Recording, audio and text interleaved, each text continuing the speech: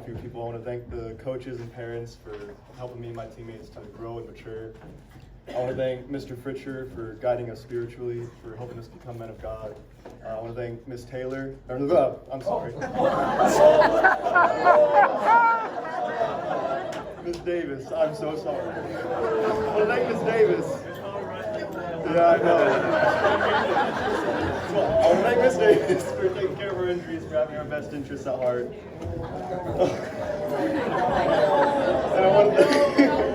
I want to thank the band and the cheerleaders for supporting us through everything. And really, this whole community for supporting us through it all. I mean, you know, we're on the field and we get all the applause and we get to make touchdowns and tackles, but without all these people working in the background doing so many things, then it would fall apart. So I want to take a second and give them all just a round of applause.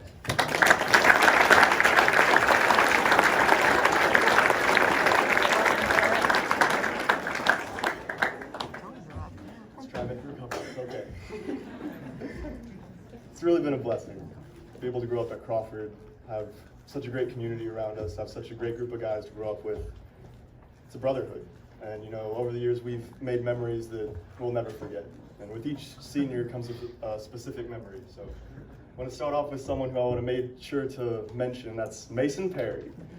Now, Mason played in 7th and 8th grade, but he didn't play in high school. But he stayed with the team. And you know, he did a lot of the grunge work, a lot of the dirty work that frankly people just didn't want to do. And you know, a lot of stuff wouldn't have gotten done without him. And you know, I can still remember after every practice, coach comes saying, oh man, I trust him with anything. He can do anything. And you know, we make jokes about it, but you'd be pretty hard pressed to find someone who didn't second that. Zane Taylor. Now, I remember when I had to give a speech for the pep rally, and I was real nervous about it. So everyone's trying to make me more nervous, obviously.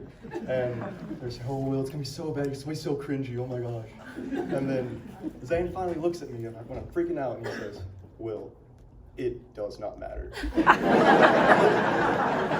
you know, that's what I like about Zane. He's calm and cool and collected. And, you know, it doesn't matter what scenario or what situation you put him in. He always seems like he knows exactly what he's doing, even though he hardly ever does. Matthew Hale. Now, Matthew, like me, is going to A&M next year, Gig'em.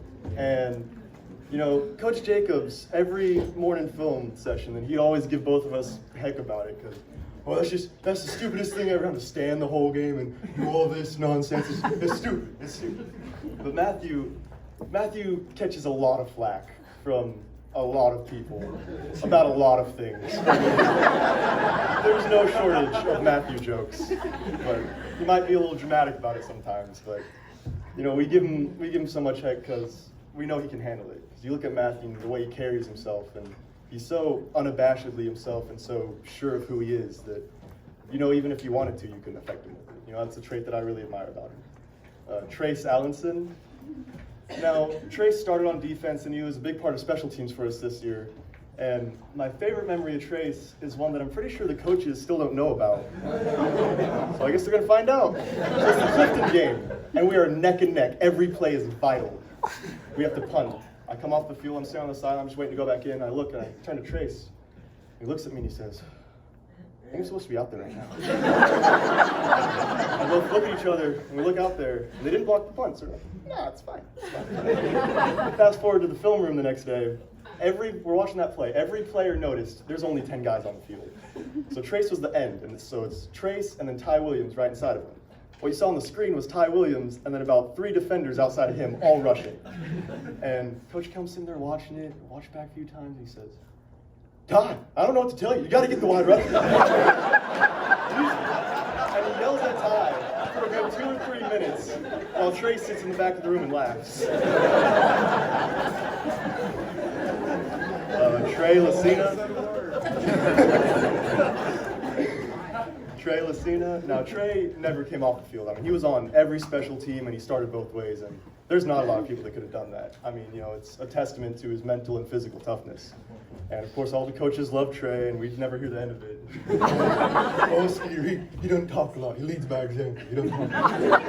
And, you know, they're right. He does lead by example. It's a very good example, but if you think Trey doesn't talk a lot, you've never seen him in the locker room. And if you think Trey doesn't talk a lot, you've really never seen him around Addie. Peyton Glebel, Glabel, Global, Global. The coaches still don't know how to actually pronounce his last name, but Peyton, he's got a great work ethic and a great attitude, and his stamina is insane. I mean, he can just start running and not stop. Like, it's crazy. Coordination, on the other hand, it's something to be desired. I mean, but the memory that comes to mind when I say that, opening kickoff of the Goldthwait game. Peyton's front line of kickoff return, right in the middle, right across from the ball. They kick it off, and boom, it's a rocket straight into his chest. And it bounces off, and he sits there for about 2 seconds while it's rolling on the ground. He goes, oh, oh, oh. They have a process, and they get the ball. And he comes off to the sideline. I want everyone to just close your eyes real quick. And I want you to imagine how you think Coach Kelm reacted to it. Yeah, you're probably right. Weston Medier. Now, Weston, he's a great guy and he's a really cherished friend. And I made a joke about how the coaches don't know Peyton's last name, but Coach Schmidt didn't know Weston's first name until last year. 3 of them. I got them confused. So, I mean, Weston only been playing for him for like 5 years at that point, so there's no need for him to actually know his name. So. But Coach Smith is writing the personnel for special teams, and he does that with initials. He goes, all right, put Trey here, TL, put Jed here, JW, HM right here. We all kind of look around and we're saying, Coach, who's HM? He's like, Heston. Who? He's like, Heston Medier?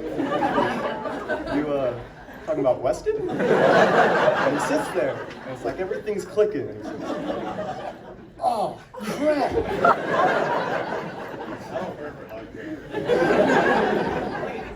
Carson Green. Now, Carson holds a special place in my heart, because without Carson, I would have been the smallest one on the team. Carson's mentality about it is different than everyone else. I mean, he walks on the field and he's thinking, yeah, they're going to be bigger than me. They've always been bigger than me. And the bigger they are, the harder they fall. Just make sure they fall. And he did. And, you know, he's just always had that quiet confidence about him. That very, very quiet confidence about him. You know, I love Carson, love his family. You know, actually, speaking of really, really liking Carson's family members, Jed Whitney.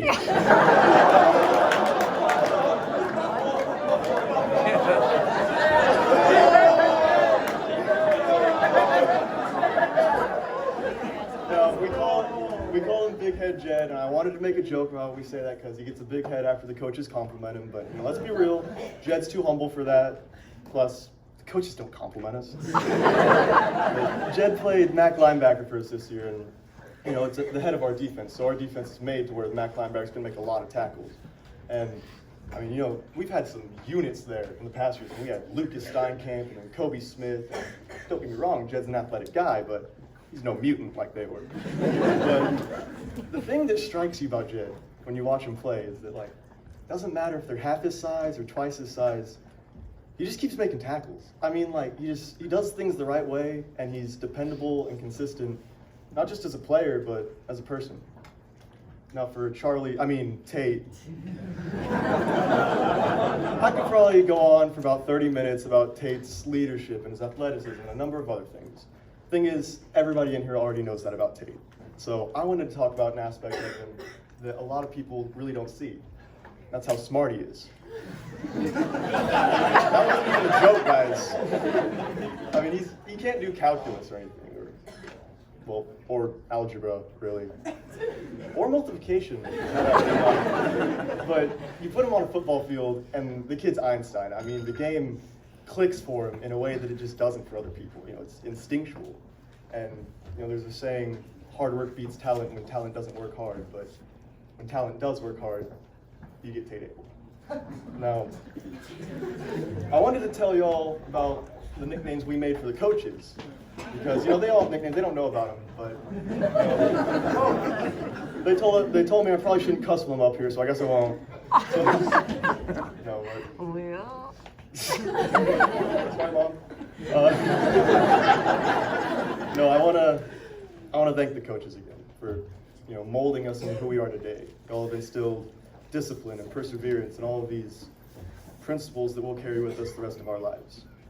You know, one of my favorite quotes that I heard while I was here is, "Don't ever bet against the Crawford Pirates, because we'll never quit fighting." And you know, it applies to football or volleyball or cross country or band or cheer or life, really. And if you take one thing away from this speech, I want you to remember that when the going gets tough, and the whole world's doubting you, and all the odds are against you, remember where you're from. And remember what that C stands for. And remember that you are, and you always will be, a Crawford Pirate.